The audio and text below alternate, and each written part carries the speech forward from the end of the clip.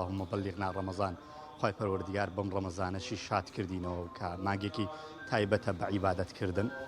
بۆیە بەڕاستی دڵخۆشین و مسلمانان دڵخۆشن و بە مەرحەبا مەرحەبا یا شەهر ڕەمەزانە مەرحەبا پێشوازیان ئەمڕۆ لە مانگی پیرۆزی ڕەمەزان کردووە ئێستا کە لە شاری هەولێر من لە یەکێک لە مزگەوتەکانم لا گەڕەکی هەڤاڵان و هاوڵاتیان و مسلمانان لێرە نوێژی جەماعەتی تەراویح بە کۆمەڵ ئەنجامەدەن من بۆ زانیاری زیاتر و هاوکات لەسەر ئەنجامدانی تەراویح و ڕێکارەکان لەگەڵ مامۆسای ئیمام و خەتیبیان مزگەوتم مامۆستا زۆر خۆشحاڵ بووم ئەگەر پێم بڵێن تا چەند دڵخۆشی بە هاتنەوەی مانگی پیرۆزی ڕەمەزان. بسم الله الرحمن الرحیم. بەڕاستی کە دوێنێ ئەو بڕیارە دەرچوو بڕیارێکی زۆر دڵخۆشکەر بوو نەک بۆ ئێمە بەتەنیا وەکو مامۆستایانی ئاینی بەڵکو بۆ تەواوی مسلمانان لە کوردستان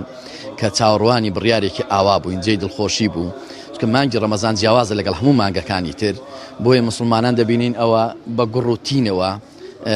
چاوەڕوانی بڕیارەکەیان کرد و هاتن بەرەو مزگەوت و جێی دڵخۆشیە چکە مانگی ڕەمەزان گەورەترین مانگی لەناو مانگەکانە بۆیە خصوصیەتێکی تایبەتی خۆی هەیە لە بەرەوەی قورئانی تێدا هەناردراوتە خوارد بۆیە مسلمانان دەبینم بەڕاستی زۆر دڵخۆشن و ئێمە بەڕاستی دڵخۆش بووین بەو بڕیارە مێدەواری ئینشاءالله ئەم دەرگای کە کراوتەوە جارێکی تر دانەخرێتەوە کۆتایی پێ و نەخۆشیە بێت ئینشاءالله. مسلمانان و پێویستە لە مانگی پیرۆزی ڕەمەزان زیاتر بەچیەوە خەریک بن؟ بەحەقەت مانگی پیرۆزی ڕەمەزان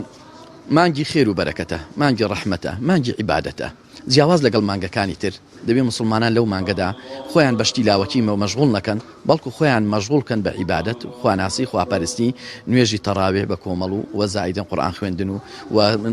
چاکەکردن لەگەڵ دەور و بەریان و زمانی خۆیان بگرن چاویان بگرن و لە دەستیانەوە لە چاویانەوە لە زوبانیانەوە هەموو ئەندامەکانیان بەکار بێنن بۆ خێر و بتوانن کۆنتڕۆلی ماڵەکان و تەلەڤیزیۆنەکانیان بکەن واز لە هەموو ئەو کەناڵانە بێنن کە دەبێتە مای گوناه و تاوان ڕووبکەنە ئەو کەناڵانە کە دەبێتە مای خێر و بەرەکەت.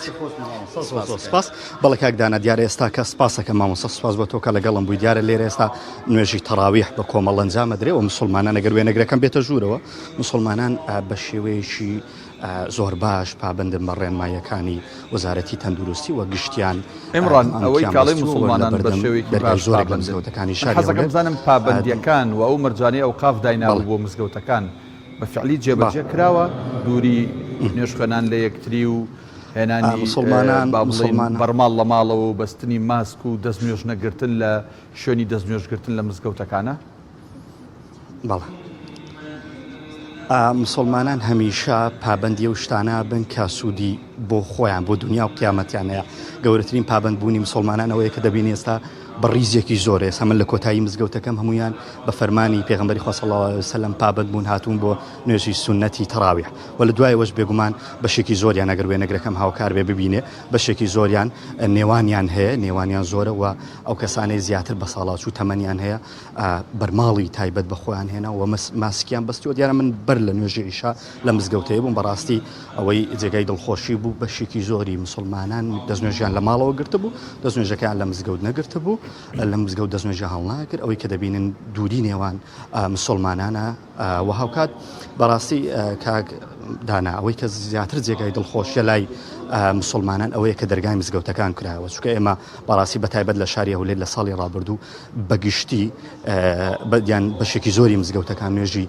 جەماعەتی تیا ئەنجام نەدەدرا تەراویحی تیا ئەنجام نەدرا بۆی مسلمانان ئەمڕۆ بە سوش و خۆشیێکی زۆرەوە هاتوونە تێ مزگەوتەکان و دوای ساڵێک شادەبنەوە بە تەراویحکە ئەمە بەڕاستی جێگای دڵخۆش بۆ بەشێکی زۆری مسلمانە و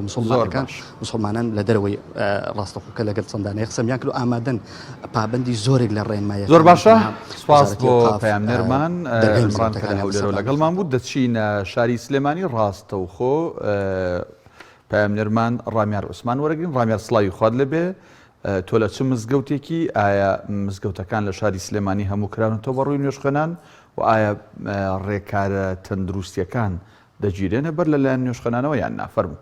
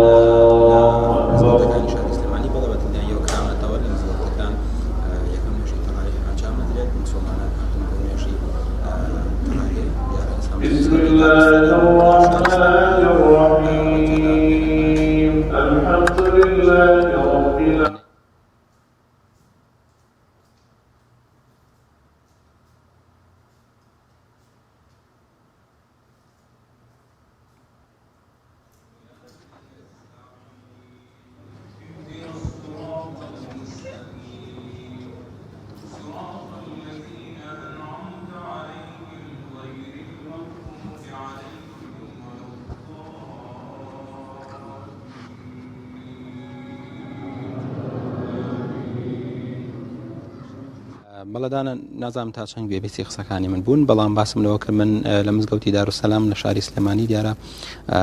لە مزگەوتە و لە سەرجە مزگەوتەکانی دیکە نوێژی تەڕایح ئەنجام ئەدرێت وەکو ئاماژەم پێکرد سەرەتا ئەو دیمەنانەی کە لە پشتی منەوەن ئەنجامدانی نوێژی تەڕایحە کە ئەمڕۆ یەکەم نوێژی تەڕایح کە لە یەکەم ڕۆژی مانگی ڕەمەزان ئەم شەوە یەکەم شەوی مانگی ڕەمەزانە ئەنجام ئەدرێت دیارە بەپێی ئەو ڕێنماییانەی کە هەبوو ڕێنماییەکان جێبەجێ کراون ینی پێویست بوو کە نوێژخێنان لە دووری یەک بوەستن ئێستا و ڕێنماییانە پەیڕۆ کراوە بۆیە ینی ڕێنماییەکانی دیکەش بە هەمان شێوە جێبەجێ دەکرێت و سەرجە مزگەوتەکانی شاری سلێمانی کراوە دوای ئەوەی کە نزیکەی هەفتەیەک زیاتر دەرگای مزگەوتەکان داخرا بوو بەڵام وەکو ئەمڕۆ بەڕێوەبەری ئەو خافی سلێمانی ئاماژەی پێکرد لە ژێر فشاری نوێژخوێنان و مامۆستانی ئاینی و هاوڵاتیاندا توانرا دەرگای مزگەوتەکان بۆ مانگی پیرۆزی ڕەمەزان بکرێتەوە و هاوڵاتیان بتوانن یان نوێژخوێنان بتوانن نوێژەکانیان لە مزگەوت بە جەماعەت ئەنجام بدەن بەڵام ئەو ڕێنماییانەی کە هەبوو کورتکردنەوەی بەشێک لە نوێژەکان بە تایبەتی وتاری هەینی واروها نوێژی تەڕایح کەم کراوەتەوە بۆ 35 خولەک ئێستا دیمەنانی کە دەیبینن دیمەنی ڕاستەوخۆن لە مزگەوتی دارولسەلام لە شاری سلێمانی کە یەکەم نوێژی تەڕایحەکە مسلمانان لە شاری سلێمانی ئەنجامی دەدەن بەڵێ خۆش بەڵە بەڕێزان ئەو وێنانیت لە سەر شاشەی پەیام دەیبینن لە سلێمانی و هەولێرەوە نوێژخوێنان و مسلمانان ڕویان کردوتە مزگەوتەکان و نوێژی سونەتی تەڕاویح ئەنجام بدەن بە گرتنەبەری ڕێکارەکانی خۆپارێزی لە نەخۆشی با بڵین ڤایرۆسی کۆرۆنا وەک لە وێنەکاندا دەبینین نوێژخوێنان لە دووری یەکتری وەستاون بەشێکیان لە ماڵەوە بەرماڵیان لەگەڵ خۆیانە هێنا و وەک پەیامنێرانیشمان ئاماژەیان پێکرد بەشێکیان لە ماڵەوە دەستنوێژیان گرتووە و شوێنی دەستنوێژگرتنی مزگەوتەکان بەکار ناهێنن.